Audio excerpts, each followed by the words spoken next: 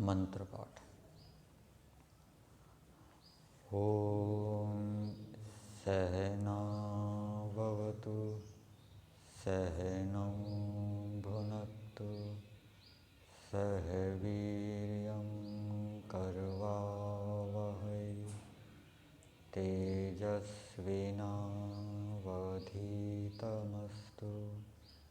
मा विद्विषावहै। ओम शांति शांति शांति।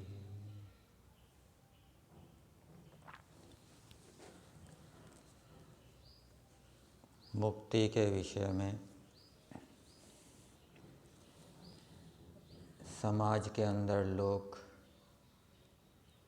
अलग अलग उपायों का अनुष्ठान करते हैं। संसार के दुखों से छूटने के लिए, जन्म मरण के चक्कर से छूटने के लिए एक समुदाय आपको ऐसा मिलेगा जो मुक्ति प्राप्ति के लिए केवल सेवा पर ही बल देता है कि सेवा करने से ही मुक्ति हो जाएगी। सत्संग करने की आवश्यकता नहीं है, विद्या पढ़ने की आवश्यकता नहीं है, बुरे कामों को छोड़ने की आवश्यकता नहीं है, बुराइयों को छोड़ने की आवश्यकता नहीं है, ईश्वर की स्तुति प्रार्थना उपासना करने की आवश्यकता नहीं है। केवल सेवा करो या परोपकार करो, उसी से मुक्ति हो जाएगी। और बहुत से मनुष्य ऐसे मिलेंगे जो ये मानेंगे कि ईश्वर का ध्यान करते हुए बैठे रहो एक स्थान पर, बस भोजन लेकर आ जाओ, कहीं से खा लो और ईश्वर के ध्यान में बैठे रहो, मुक्ति हो जाएगी। सत्संग करने की आवश्यकता नहीं है, विद्या पढ़ने की आवश्यकता नहीं है, परोपकार करने की आवश्यकता नहीं है। एक ऐसा समुदाय भी आपको मिलेगा। और कुछ व्यक्ति ऐसे मिलेंगे जो विद्या के ऊपर बहुत अधिक जोर देते हैं। ज्ञान को ही बस शुद्ध करते रहो तर्क वितर्क से, उसी से मोक्ष हो जाएगा। कोई सत्पुरुषों का सत्संग करने की आवश्यकता नहीं है या परोपकार करने की आवश्यकता नहीं है। और जो व्यवहार किया जाता है दूसरे जड़ चेतन आदि की ओर से, उनके प्रति उनकी ओर कोई ध्यान देने की विशेष आवश्यकता नहीं है। केवल ज्ञान पर ही अधिक बल दो। जैसे कि यमों के अंतर्गत 5 यम हैं: अहिंसा, सत्य, अस्तेय, ब्रह्मचर्य और अपरिग्रह। तो ऐसे व्यक्ति केवल सत्य पर जोर दे रहे हैं कि सत्य जानना, सत्य मानना। अहिंसा की ओर जोर नहीं दे रहे, ब्रह्मचर्य की ओर जोर नहीं दे रहे, अपरिग्रह की ओर जोर नहीं दे रहे। तो ये भी मुक्ति का मार्ग नहीं है। तो वास्तविक मुक्ति का मार्ग क्या है, उसको समझने की आवश्यकता है। जब व्यक्ति योग दर्शन पढ़ लेता है, सांख्य दर्शन पढ़ लेता है और सांख्य दर्शन के अंदर ये सूत्र पढ़ता है ज्ञानान मुक्ति, ज्ञान से मोक्ष हो जाता है, बस ज्ञान पर ही बल दो, ज्ञान को ही शुद्ध करते रहो, उसी से मोक्ष हो जाएगा और दूसरी बातों को करने की आवश्यकता नहीं है, तो ये अधूरा ज्ञान है। इसी प्रकार से योग दर्शन के अंदर सूत्र आता है विवेक ख्याति रविपुलवा हानोपाय। बस विवेक ख्याति प्राप्त कर लो, उसको प्राप्त करने के लिए लगे रहो, उसको दृढ़ बनाने में प्रयास करते रहो, इसी से मोक्ष हो जाएगा। परंतु ऋषि दयानंद जी ने अनेक शास्त्रों को पढ़ा।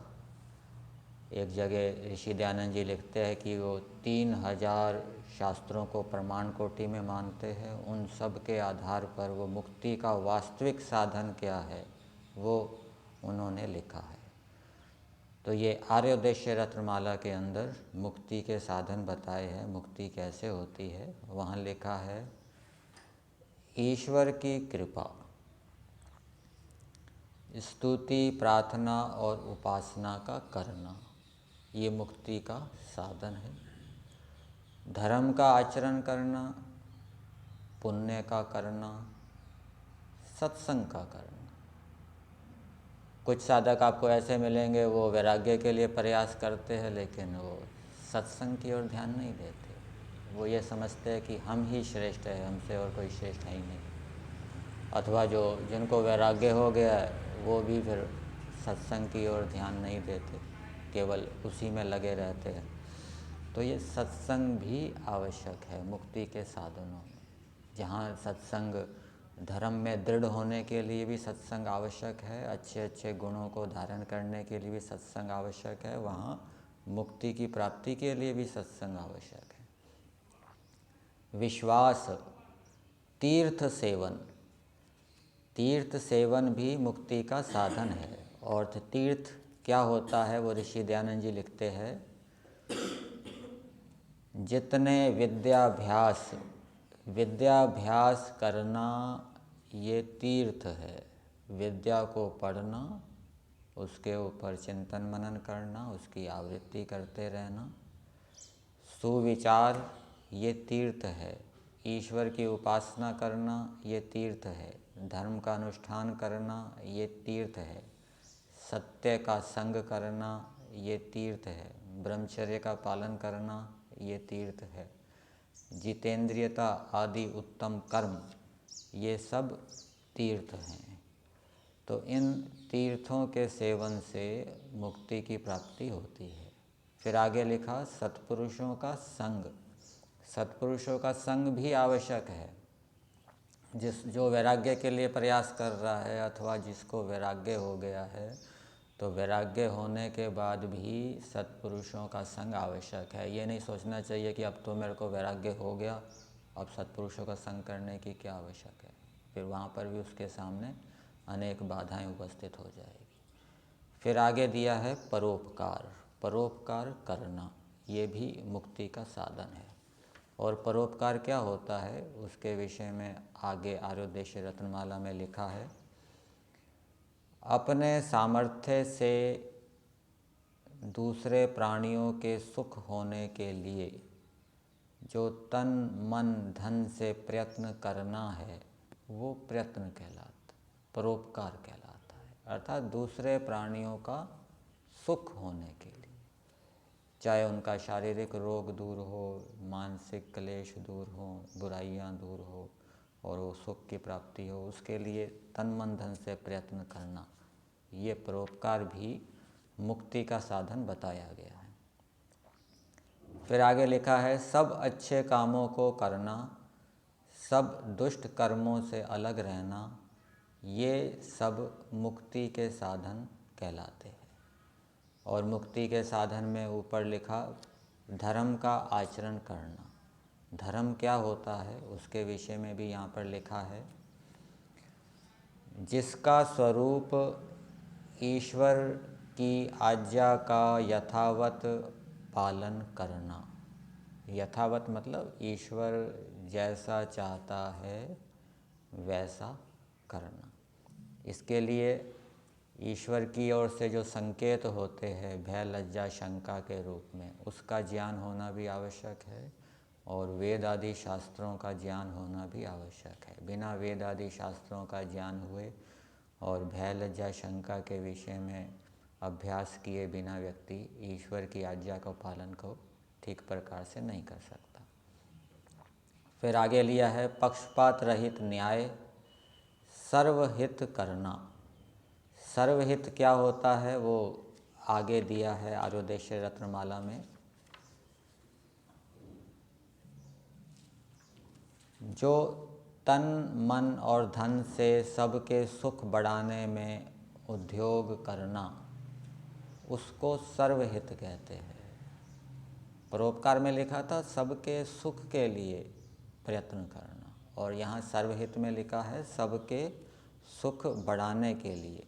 ये धर्म की परिभाषा में लिखा है सबका हित करना, जो कि प्रत्यक्ष आदि प्रमाणों से सुपरीक्षित और वेदोक्त होने से सब मनुष्यों के लिए एक और मानने योग्य है। तो धर्म प्रत्यक्ष आदि प्रमाणों से अच्छी प्रकार से परीक्षित होना चाहिए और वेदोक्त होना चाहिए। जो वेद आदि शास्त्रों को नहीं पढ़ता वो धर्म को नहीं जान सकता, और जो प्रत्यक्ष आदि प्रमाणों का प्रयोग नहीं करना जानता वो भी धर्म का ठीक ठीक निश्चय नहीं कर सकता। फिर आगे अधर्म के विषय में लिखा है, जिसका स्वरूप ईश्वर की आज्ञा को छोड़ना और पक्षपात सहित अन्यायी होके बिना परीक्षा के अपना ही हित करना, ये क्या है? अधर्म है। फिर से बोलो, जिसका स्वरूप ईश्वर की आज्ञा को छोड़ना और पक्षपात सहित अन्यायी होके बिना परीक्षा के अपना ही हित करना है, जो अविद्या, हठ, अभिमान, क्रूरता आदि दोषयुक्त होने के कारण वेद विद्या के विरुद्ध है और सब मनुष्यों को छोड़ने योग्य है, वह अधर्म कहता है। तो ये मुक्ति के साधनों के विषय में बताया कि किस किस प्रकार से मनुष्यों को मुक्ति प्राप्त हो सकती है। उसको मैं एक बार फिर से दोहरा देता हूँ। ईश्वर की कृपा, ईश्वर की स्तुति, प्रार्थना और उपासना का करना, धर्म का आचरण करना, पुण्य का करना, सत्संग करना, विश्वास, विश्वास किस पर? वेद आदि शास्त्रों पर विश्वास, तीर्थ सेवन, तीर्थ बताई दिया क्या क्या तीर्थ है। विद्याभ्यास करना तीर्थ है, सुविचार करना तीर्थ है, ईश्वर की उपासना करना तीर्थ है, धर्मानुष्ठान करना तीर्थ है, सत्य का संग करना, ब्रह्मचर्य, जितेंद्रियता आदि, ये सब तीर्थ है। इन सब तीर्थों का सेवन करना पड़ेगा। इसमें ऐसा नहीं है कि कोई तीर्थ आपने किया कोई तीर्थ नहीं किया। सत्पुरुषों का संग, परोपकार करना और सब अच्छे कामों का करना, सब दुष्ट कामों से अलग रहना, ये मुक्ति के साधन है। तो मुक्ति मोक्ष प्राप्त करने के लिए मनुष्यों को ये ध्यान में रखना चाहिए कि उनका प्रयास एकांगी ना हो, एक पक्ष में ना लगे रहें। केवल परोपकार करने से या सेवा में लगे रहने से ही मुक्ति नहीं होगी। केवल ईश्वर के ध्यान में बैठे रहने से और बस समाज से ले लिया, खा लिया, पी लिया और ईश्वर के ध्यान में बैठे रहे, उससे मुक्ति नहीं हो जाएगी। और केवल विद्या ज्ञान को शुद्ध करने में ही लगे रहे, व्यवहार की ओर कोई ध्यान नहीं दिया, सत्संग की ओर कोई ध्यान नहीं दिया, परोपकार की ओर कोई ध्यान नहीं दिया, तो उससे भी मुक्ति नहीं हो जाएगी। तो मुक्ति के लिए सभी क्षेत्रों में पुरुषार्थ करना पड़ेगा। और यही बात और अच्छे प्रकार से वेद के मंत्र के अंदर भी कही है। अविद्या मृतम मृत्युम तीर्थवा विद्या मृतम अश्नुते।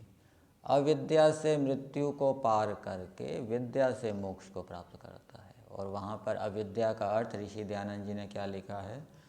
शुद्ध कर्म और शुद्ध उपासना। और विद्या का अर्थ किया है शुद्ध ज्ञान। तो ज्ञान को भी शुद्ध करना पड़ेगा, शुद्ध किए हुए ज्ञान को बनाए रखना पड़ेगा, कर्म को भी शुद्ध करना पड़ेगा, निष्काम कर्म करने पड़ेंगे, और कर्म कौन कौन से है वो भी जानने पड़ेंगे। सत्यार्थ प्रकाश में 9वें समोल्लास में जहाँ मुक्ति के साधनों की चर्चा है वहाँ पर ये भी लिखा है, सत्य असत्य, कर्तव्य अकर्तव्य, धर्म अधर्म का विवेक भी करे। जो इस विषय में विवेक नहीं कर रहा, केवल शरीर को ही दूसरे अवयवों से पृथक कर रहा है, आत्मा से पृथक करके देख रहा है, भय लज्जा शंका की ओर ध्यान नहीं दे रहा, वो पूर्ण रूप से पुरुषार्थ नहीं कर रहा। तो मुक्ति के जो संपूर्ण साधन हैं उन सभी साधनों में पुरुषार्थ करने पर ही मोक्ष की प्राप्ति हो सकती है। तो ये मुक्ति के साधनों के विषय में बताया, यहीं तक।